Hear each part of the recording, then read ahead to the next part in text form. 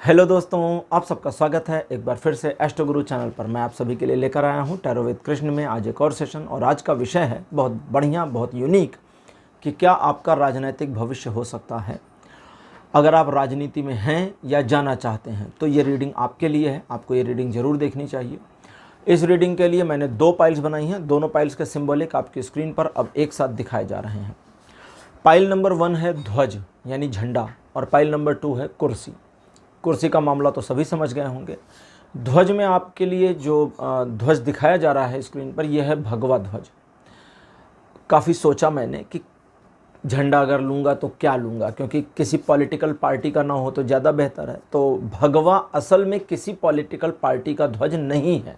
भारत में तो नहीं है, विदेशों में मुझे पता नहीं है। तो इसलिए मैंने भगवा ध्वज को लिया। भगवा ध्वज हमारी सनातन परंपरा का ध्वज रहा है, और ये चूँकि भारत की सनातन संस्कृति से जुड़ा है तो मुझे लगा ये ठीक रहेगा। तो भगवा ध्वज पाइल नंबर 1 और कुर्सी पाइल नंबर 2 दोनों आपके सामने आपकी स्क्रीन पर। जो आपको ज़्यादा अच्छा लगे या आपको आकर्षित करे या आपको लगता हो कि आपको यही चुनना चाहिए, उसे चुनिए। यह आपके साथ रेजोनेट करेगी और आप इसी रीडिंग को देखिए। ये जो रीडिंग है ये जनरल रीडिंग है और टाइमलेस रीडिंग है। तो जब से आप इस रीडिंग को देख रहे हैं ये वहीं से आपके साथ रेजोनेट करना शुरू कर देगी। हर बार की तरह इस बार भी टाइम स्टैम्प्स को डिस्क्रिप्शन और कमेंट सेक्शन दोनों जगह पोस्ट कर दिया गया है ताकि आपको सुविधा हो।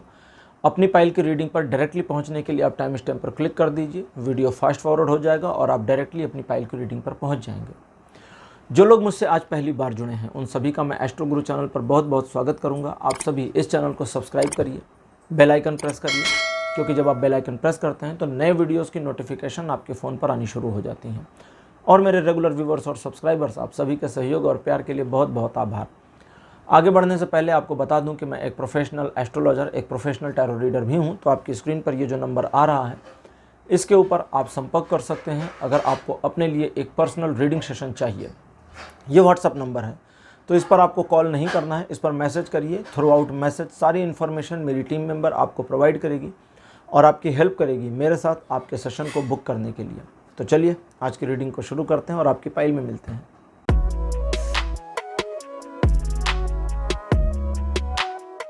हेलो पाइल नंबर 1, आप सबका स्वागत है आपकी रीडिंग में। आपने ध्वज को चुना था। ध्वज मतलब झंडा, और मेरे बगल में झंडा लगा दिया गया है। तो जैसा कि मैंने बताया था ये भगवा ध्वज है, क्योंकि ये किसी भी पार्टी का सिंबल नहीं है ना। कोई भी पार्टी इसका मतलब किसी भी पार्टी का ऑफिशियल झंडा नहीं है ये, इसलिए मैंने इसको चूज़ किया था। तो पाइल नंबर 1 अब आपके लिए रीडिंग शुरू करते हैं और देखते हैं कि क्या आपका राजनीतिक भविष्य हो सकता है। पहला कार्ड आपके लिए है princess of coin. Second position पर आपके लिए मेरे पास कार्ड आया है डेविल, बहुत बढ़िया। थर्ड नंबर पर 8 ऑफ कप्स। फोर्थ पर आपके लिए है 5 ऑफ वॉन्ड्स,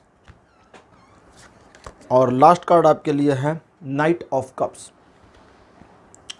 अगर सीधे सपाट एक लाइन में उत्तर दूं तो हाँ हो सकता है, लेकिन आप भी समझ रहे होंगे कि कॉम्प्लिकेशंस काफ़ी हैं। तो क्या आपका राजनीतिक भविष्य हो सकता है? उत्तर है हाँ, लेकिन वर्तमान की स्थिति को कैसे मैनेज करेंगे जो मेस हो रखी है। अगर आप राजनीति में हैं तो भी, जाना चाहते हैं तो भी, आप एक ऐसी सिचुएशन में होंगे जहां पर आपको आगे फ्यूचर में, भविष्य में चीज़ें बेहतर अपने पक्ष में नहीं दिख रही हैं। लोग लेग पुलिंग कर रहे हैं, टांग खिंचाई चल रही है। कई ऐसे लोग आपके जीवन में कनेक्ट हो गए हैं जिनके द्वारा की जा रही खींचतान ने आपको बड़ा इरिटेट कर दिया है। थोड़ा पीछे से शुरू करते हैं। आप काफ़ी महत्वाकांक्षी व्यक्ति रहे हैं, लेकिन आपकी महत्वाकांक्षा क्या कहें इस चीज़ को, कि आपकी महत्वाकांक्षा हर बार चकनाचूर हो गई या टूट गई या उसे तोड़ मरोड़ दिया गया। इस पूरे सिचुएशन में आपने अपने आप को कई बार टारगेट करने की कोशिश करी, लेकिन सिचुएशन की और अपनी दोनों की मार के बीच में आपका टारगेट छिन्न भिन्न हुआ, राजनीतिक वाले। ठीक है। अच्छा, यहाँ ये जब रीडिंग कर रहा हूँ तो मैं ये बता दूँ कि अगर राजनीति में आपको नहीं जाना है या आप पॉलिटिक्स में नहीं है तो आपके साथ रेजोनेट नहीं होगी, तो वो बस खाली आप इंजॉय कर लें रीडिंग, बाकी आपकी मर्जी। उन मामलों में जहां आपने पहले पास्ट में अपने लक्ष्य से स्वयं को भटकाकर भयंकर गलतियां करी और उन गलतियों के सापेक्ष में आप अपने आप में एक ऐसी दशा में, एक ऐसी अब इसको क्या कहें, इसको कहेंगे दुर्दशा में पहुंच गए, जहां चीज़ें आपको एकदम उलझी हुई दिख रही थी और आपको समझ में आ गया होगा कि अब यहाँ से आगे बढ़ने की पॉसिबिलिटी लगभग ना के बराबर है। लेकिन अभी भी संभावना बची है, आपके सक्सेस होने की संभावना बची है, आपको आगे बढ़ना होगा। लेकिन अब आपको पहले से अपने स्ट्रेटजी को ना थोड़ा सा बदलना होगा। जैसे आप लाग लपेट के बिना, साफ गोई पसंद इंसान है, जो मन में है जो दिल में है साफ साफ दिखा देते हैं, साफ साफ कर देते हैं, साफ साफ कह देते हैं। अब आपको क्या करना है, थोड़ा सा पॉलिटिकल होना है। पॉलिटिक्स में जाना है ना, तो फिर पॉलिटिकल होना पड़ेगा। पॉलिटिक्स में मुखौटा लगाना पड़ता है, चेहरा वो दिखाना पड़ता है जो चाहते हैं कि लोग देखें, ना कि वैसा जैसे आप स्वयं हैं। तो इस चीज़ में परिवर्तन करना है। हालांकि अब आप कहेंगे कि भाई हम तो दिल के बहुत अच्छे और साफ इंसान हैं, हमें तो बस एक तरीके से लोगों की मदद भलाई वगैरह करनी है और इस चीज़ में आगे बढ़ना है। अब इसको क्या करें, देखते हैं आपके लिए ओशो ज़ेन कार्ड्स क्या इन्फॉर्मेशन देते हैं। आज की दूसरी deck Osho zen cards. Card number 1 आपके लिए है शिज़ोफ्रेनिया, बहुत बढ़िया। सेकंड पोजीशन पर आपके लिए है suppression. Card number 3 laziness. Fourth position पर कॉन्शियसनेस। और लास्ट कार्ड आपके लिए है पोस्टपोनमेंट। ये 5 के 5 जो कार्ड आए हैं ये हार्ड कोर पॉलिटिक्स के बारे में इंफॉर्मेशन देते हुए आए हैं, इसलिए मैं हंस रहा था। किसी एक ने भी, जो ट्रेडिशनल टैरो से आए हैं उसमें तो हालांकि हार्ड कोर पॉलिटिक्स के बारे में नहीं, थोड़ा स्लाइटली चीज़ें आई, अब यहाँ हार्ड कोर आ रही है, उसको समझें। अब पहला सवाल जो हमारी आज की रीडिंग का विषय है कि क्या आपका राजनीतिक भविष्य हो सकता है। मैंने पहले बता दिया, इसका उत्तर है हाँ, हो सकता है। वो भविष्य एक अच्छे मुकाम पर आपको ले जा सकता है, रिकग्निशन दे सकता है, लोगों की तारीफ, वाहवाही, एप्रिसिएशन आपको दे सकता है। स्वयं में संतुष्टि नहीं दे रहा है। उस संतुष्टि को प्राप्त करने के लिए आपको पहले उस लक्ष्य को पाना होगा, फिर उसके आगे बढ़ने की प्रक्रिया में जाना होगा। तो वो एक फार फ्यूचर है जो अभी नहीं बना है। क्यों नहीं बना है? क्योंकि अभी वहाँ तक आप पहुँचे नहीं हैं। जब पहुँचना शुरू करेंगे तो वो फ्यूचर बनना शुरू हो जाएगा। अब समझें, कभी कभी कुछ मामलों में आपने देखा होगा कि आप अपने ही जिद के कारण हार जाते हैं। उस चीज़ को छोड़ दीजिए। ईगो वीगो कुछ होता नहीं है।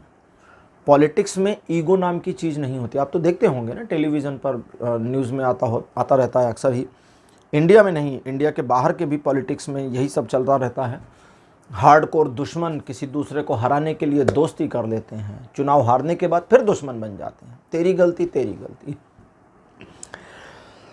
वे मामले जहां आपने चीज़ों को सिर्फ नाखून से दबोच रखा है, मतलब हाथ से सब छूटता चला गया, अब बस नाखून से पकड़ रखा है एकदम जरा सा, लेकिन छोड़ नहीं रहे हैं।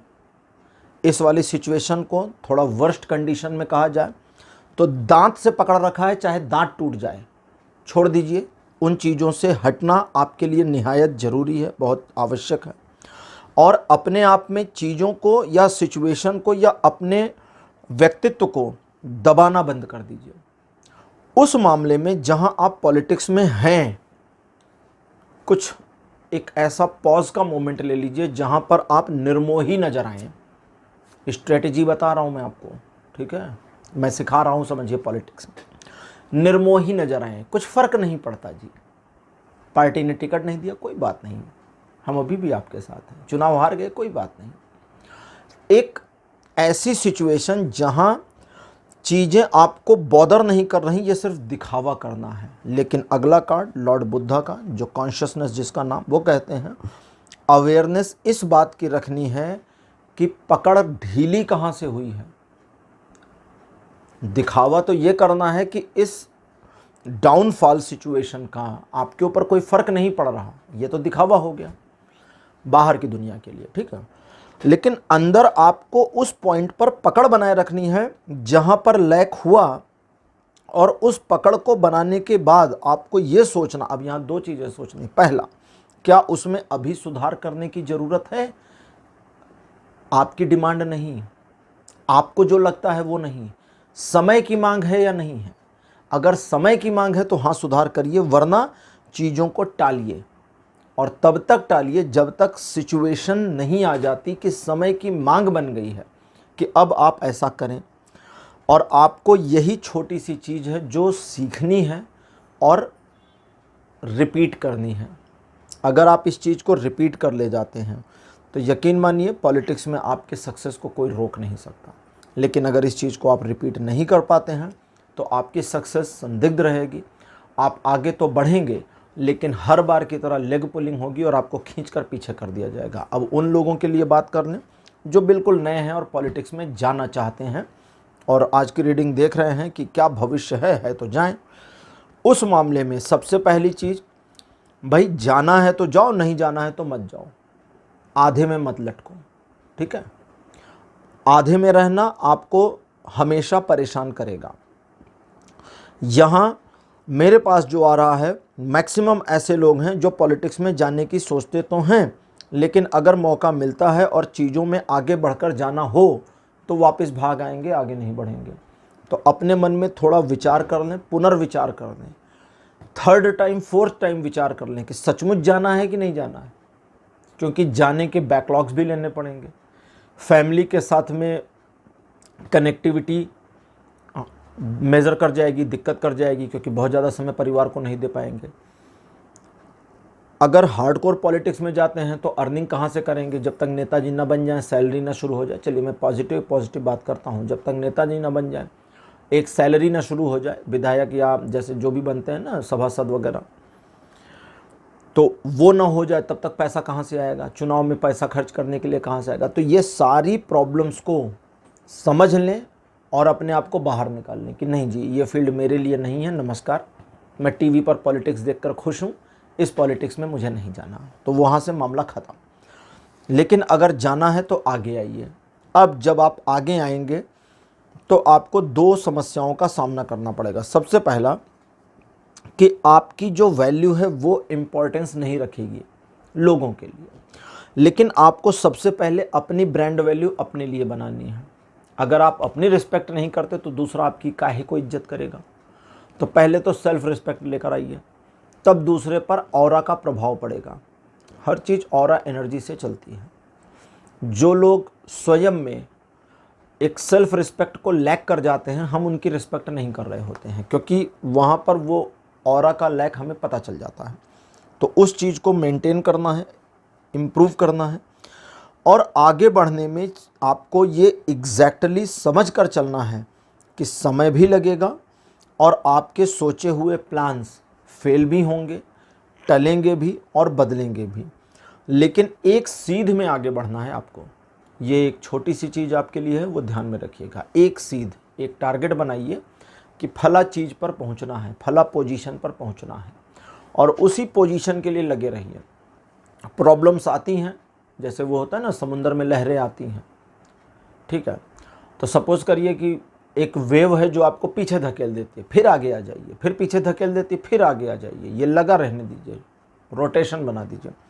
जब आप इस चीज़ का रोटेशन बना देंगे तो इस चीज़ में आपकी सक्सेस के मार्ग बनने शुरू हो जाएंगे। आप एक तरह से पेनिट्रेट कर जाएंगे उस लहरों के बीच में से रास्ता बनाने के लिए, और आने वाले समय में आपके राजनीतिक भविष्य के प्रति आपको भी आशा होनी शुरू हो जाएगी। वो आशा जो आपको नहीं दिख रही होगी, और जब आशा होनी शुरू हो जाए तो वो एक पीक पॉइंट है, एक पहला पीक पॉइंट है जहां से आगे बढ़ने की संभावना बचती है। तो पाइल नंबर 1 ये थी आपके लिए आज की रीडिंग। आज की रीडिंग आपको कैसी लगी, अपने एक्सपीरियंस, अपने अनुभव कमेंट सेक्शन में ज़रूर लिखिए। इस वीडियो को लाइक करिए, शेयर करिए और चैनल को सब्सक्राइब करना मत भूलिएगा। अगले वीडियो में आपसे फिर मिलूँगा। Bye bye.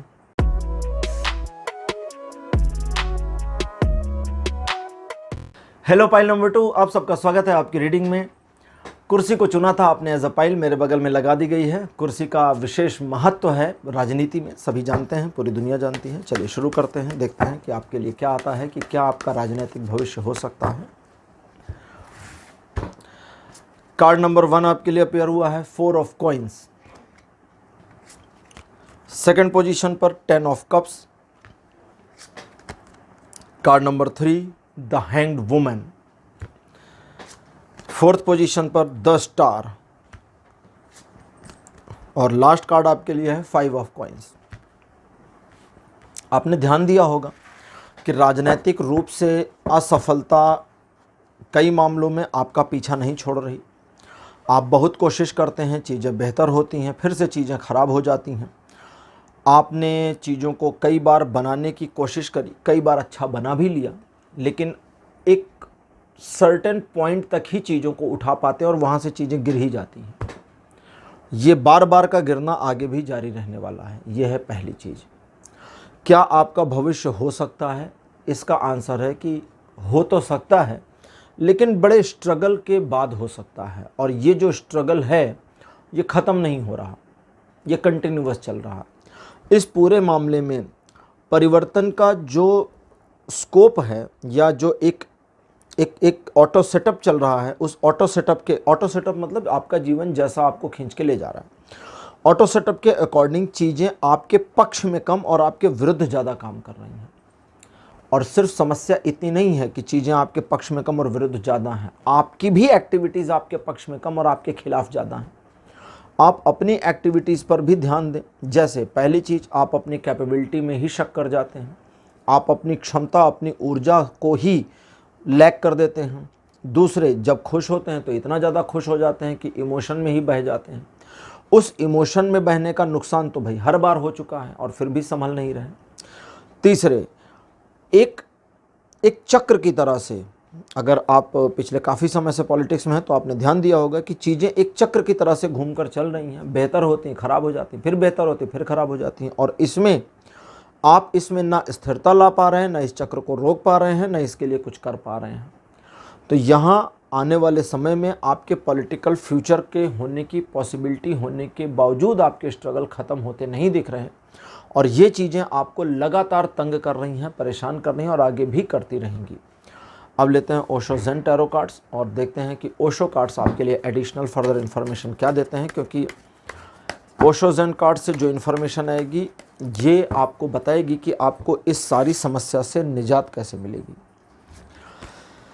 पहला कार्ड आपके लिए आया है स्ट्रेस।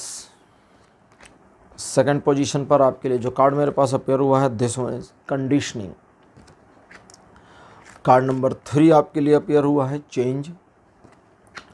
फोर्थ पोजीशन पर आपके लिए है ट्रस्ट। और लास्ट कार्ड आपके लिए अपेयर है, this one is participation. Tarot में कभी कभी मुझे ये चीज़ बहुत ज़्यादा अच्छी लगती है और ये चीज़ बिल्कुल मतलब एक तरह से समझिए चकाचौंध कर देती है मुझे, क्योंकि जो 5 कार्ड्स आए हैं इनका हार्डकोर मीनिंग पॉलिटिकल ही आ रहा है और पॉलिटिकल के अलावा कोई और मीनिंग इनकी आ नहीं रही है। मतलब कोई प्यार मोहब्बत की बातें या फैमिली वगैरह की बातें ये नहीं कर रहे, सिर्फ पॉलिटिकल और पॉलिटिक्स के अलावा कुछ नहीं। सबसे पहली चीज़ आपको जो मेंटेन, अब यहाँ पर सजेशन आ रहे हैं, ओशो ज़ेन कार्ड आपको सजेस्ट करते हैं कि आपकी इस प्रॉब्लम का सोल्यूशन क्या हो सकता है, उस पर ध्यान दें। सबसे पहले, आप तनाव में हैं, परेशान हैं, एंजाइटी हो रही है, तकलीफ़ हो रही है, आपके कितना भी करने के बावजूद आउटकम नहीं आ रहा है, लोग अप्रिशिएट नहीं कर रहे हैं, इन सारी चीज़ों को हाइड कर दें और स्ट्रेस फ्री नज़र आना शुरू हो। स्ट्रेस का कार्ड है जो कहता है कि स्ट्रेस फ्री नज़र आना लोगों को भ्रमित करेगा आपके बारे में परसेप्शन को बनाने के लिए। इस वाले मामले में कभी कभी आपको मतलब ये आप अपनी रोज़मर्रा की ज़िंदगी में भी कर सकते हैं कि अगर कुछ लोग आपको लगातार तंग कर रहे हैं, जैसे कभी कभी ऑफिस में होता है, सीनियर तंग कर रहे हैं या 2-4 लोग दुश्मन लगे हुए हैं, खुश दिखिए, हमेशा अच्छे से मुस्कुरा कर मिलिए। कोई पूछे क्या चल रहा है, बोले बहुत बढ़िया, एकदम गजब का।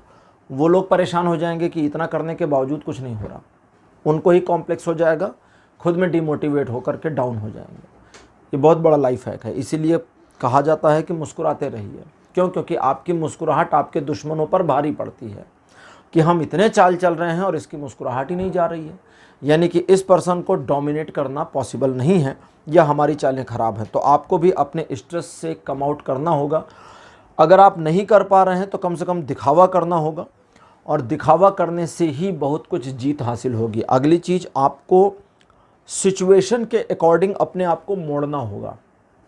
कुछ मामलों में आप रुक जाते हैं, कुछ मामलों में आप पीछे हट जाते हैं, कुछ मामलों में आप थोड़ा सा दिखावा कर लेते हैं सिचुएशन के अकॉर्डिंग मुड़ने की, लेकिन वापस अपने रिजिड स्वभाव पर, अपने स्थिर व्यक्तित्व पर आ जाते हैं। तो आपको जैसे का तैसा बनने की कोशिश भी करनी होगी, क्योंकि उस चीज़ को अगर आप करते हैं तो वहाँ से एक ऐसा परिवर्तन शुरू होगा जो आपके अंदर एक ऐसे गजब के आत्मविश्वास को लेकर के आएगा, जो आत्मविश्वास आपको आपके जीवन में पॉलिटिकली आगे बढ़ने में बहुत मदद कर देगा। क्यों? क्योंकि ये चीज़ आपके अंदर एक ऐसे परिवर्तन को लेकर आता है जो आपकी ऊर्जा को इस तरह से वाइब्रेट करेगा कि इसको आप अगर पब्लिक स्पीकिंग में यूज करते हैं तो वहाँ इसका बेनिफिट मिलेगा। अगर आप एक मास का मतलब कुछ लोगों के समूह को प्रभावित करना चाहते हैं तो उसमें भी ये चीज़ आपको सपोर्ट करेगी। साथ ही साथ चाहे अनचाहे, अब यहाँ तो जैसे पब्लिक स्पीकिंग भी एक प्रैक्टिस है, लोगों को प्रभावित करना भी एक प्रैक्टिस हो गई, ठीक है। अब अनचाहे, ये तो चाहे था, अब अनचाहे मामलों में यानी कि आपकी एनर्जी और आप उस लेवल पर परिवर्तित होनी शुरू होगी जो दूसरों के मन में या दूसरों की फीलिंग्स में आपके लिए पॉजिटिव परसेप्शन को लाता चला जाएगा। और ये चीज़ जब आनी शुरू होगी तो आप महसूस कैसे करेंगे? आपका अपना स्वयं पॉलिटिक्स पर नहीं कि मैं पॉलिटिकली सक्सेस हो जाऊंगी या हो जाऊंगा या नहीं, वो वाला मामला नहीं, सिर्फ अपने ऊपर एक गजब का आत्मविश्वास आना शुरू हो जाएगा, सिर्फ अपने ऊपर। यहाँ पर पॉलिटिक्स को साइड करते हैं। उस गजब के आत्मविश्वास के आने के बाद चीज़ें आपके हिसाब से चलेंगी। अब पॉलिटिकल अगर आपको आगे बढ़ना है तो उस पूरे मामले में आपको सतह की बजाय आगे बढ़ना होगा। जैसे कहते हैं ना, गहरे पानी पैठ, मतलब जब तक आप गहराई में नहीं जाएंगे सीप नहीं मिलेगा और उसमें से मोती नहीं निकाल सकते हैं। समुंदर के किनारे, मतलब सीप समुद्र में होते हैं तो किनारे बैठे रहिए, आपको सीप थोड़ी मिल जाएगी मोती वाला। आपको ऐसे ही क्या होते हैं वो शेल्स मिलेंगे। शेल मतलब उसके केवल ऊपरी हिस्से मिलेंगे, पूरा नहीं मिलेगा आपको सीप। लेकिन अगर सीपी चाहिए तो फिर वो आपको पानी के अंदर जाना पड़ेगा, गोता लगाना पड़ेगा, वहाँ मिलेगा। उसको खोलेंगे तब उसमें से मोती निकाल सकते हैं। तो यहाँ पर आपको अपने आप को थोड़ा झोंकना होगा, और झोंकना इसलिए होगा क्योंकि चीज़ें आपके फेवर में उतनी नहीं आ रही। अच्छी तो होती हैं एक सर्टेन पॉइंट तक और वहीं से गिर जाती हैं। उस गिरने को बचाने के लिए आपको खुद को थोड़ा झोंक देना होगा। झोंकना मतलब लग जाना। और जब आप लगेंगे तो आपके अंदर एक परिवर्तन तो पहले हुआ था, दूसरा बाद में होगा, और वो जो दूसरा परिवर्तन होगा वो आपके आयाम को परिवर्तित करेगा। आयाम मतलब आपके विचारों में, आपके व्यक्तित्व में, आपके नज़रिए में, आपके तौर तरीकों में भी परिवर्तन लेकर आएगा। और इस परिवर्तन में आप स्वयं को ना खो दें, स्वयं अपना जो आपका अपना जो व्यक्तित्व है वो गुम ना हो जाए। उसके लिए आपको क्या करना होगा? उसके लिए बस इतना ध्यान आपको रखना होगा कि जो शुरू में आपको मैंने बताया था कि स्ट्रेस को दिखाइए मत लोगों को। अंदर है तो अंदर रहने दीजिए, लेकिन बाहर स्ट्रेस फ्री रहिए। यही एक छोटी सी चीज़ अगर आप कैरी फॉरवर्ड करके रखेंगे तो ये स्ट्रेटजी आपके अंदर के व्यक्तित्व को एज इट इज़ बनाए रखेगी। आपको ठीक से हमेशा पता होगा कि आप अंदर से कौन है, कैसे व्यक्ति हैं। बाहरी दुनिया के लिए आप चाहे जैसे दिखें, और पॉलिटिक्स में होता भी यही है। देखिए, नेताजी लोग लाखों की गाड़ी में घूमते हैं और कुर्ता पजामा पहनते हैं, जीन्स नहीं पहनते, महंगे महंगे कपड़े नहीं पहनते, लेकिन घूमते लाखों की करोड़ों के उसमें है ना। हवाई जहाज़ से नीचे सफ़र नहीं करते, लेकिन कुर्ता पहनते हैं। क्यों? क्योंकि ये ट्रेडिशनल ड्रेस बन गया है। ये स्वतंत्रता आंदोलन के समय हमारे नेता कुर्ता इसलिए पहनते थे क्योंकि ये खद्दर का बनता था, सस्ता होता था, अंग्रेजी कपड़े महंगे होते थे, तो ये इसको पहनते थे। एक तरह से ये भारतीय परिधान भी हो जाता था, मतलब भारतीय परिधान का स्वरूप भी था और सस्ता भी था। लेकिन आजकल तो लोगों के पास पैसे हैं, लेकिन फिर भी वो यही पहन रहे हैं। उसका रीज़न क्या है? कि उनको दिखाना है, ये चीज़ यूनिफॉर्मिटी में आना है। यूनिफॉर्मिटी में नहीं आएंगे तो फिर आगे नहीं बढ़ सकते। अब जैसे कुर्ता पहन के ऑफिस जाएं तो फिर मज़ा नहीं आएगा। ट्रेडिशनली जाते हैं लोग, ओकेजनली जाते हैं लोग, लेकिन ऑफिस में बढ़िया सी जीन्स वीन्स पहन कर लोग चले जाते हैं, है ना। तो ये चीज़ ऐसे है। तो आप अपने उस स्ट्रेस को रिलीज़ करने या स्ट्रेस को मैनेज करने वाली मेंटेलिटी को अगर कैरी फॉरवर्ड करके रखेंगे, लगातार बनाए रखेंगे, लगातार इस्तेमाल करेंगे, तो आपका अपना अपना व्यक्तित्व तो खोएगा नहीं, लेकिन आपकी जो इन्वॉल्वमेंट होगी वो एक ऐसे परिवर्तन को आप में लाएगी जो आपको पहले वाला इंसान तो कतई नहीं रहने देगी। तो यहाँ पर थोड़ी खींचतान तो मचेगी, और खींचतान ये मचेगी कि आप पहले वाले इंसान हैं या नए इंसान बन गए। पॉलिटिकली सक्सेस आपकी थोड़ी डाउटफुल आ रही है, लेकिन आपके लिए ओशो ज़ेन कार्ड ने डीपली बताया कि आपको क्या करना है, कैसे करना है, स्टेप बाय स्टेप कैसे आगे बढ़ना है। अब इन चीज़ों को अगर फॉलो करते हैं तो फिर आपका पॉलिटिकल कैरियर बनने में देर नहीं लगेगी। लेकिन अगर आप इन चीज़ों को नहीं फॉलो करते हैं या पॉलिटिक्स में नहीं जाना चाहते हैं या उसमें नहीं पढ़ना चाहते हैं, तो आपको अपने आप को एकदम साइड लाइन कर लेना है, बिना अपने ईगो को बीच में लाए हुए। और अगर आप स्टिल पॉलिटिक्स में लगातार इन्वॉल्व हैं और लगातार सक्सीड होने की कोशिश करके लगातार फेलियर ले रहे हैं, तो आप जो मैंने आपको बताया उस चीज़ को फॉलो करें। बहुत परिवर्तन आपके जीवन में, आपके राजनीतिक जीवन में आपको देखने को मिलेगा। तो पाइल नंबर 2 ये थी आपके लिए आज की रीडिंग। आज की रीडिंग आपको कैसी लगी, अपने एक्सपीरियंस, अपने अनुभव कमेंट सेक्शन में ज़रूर लिखिएगा। इस वीडियो को लाइक करिए, शेयर करिए और चैनल को सब्सक्राइब करना मत भूलिएगा। अगले वीडियो में आपसे फिर मिलूँगा। Bye bye.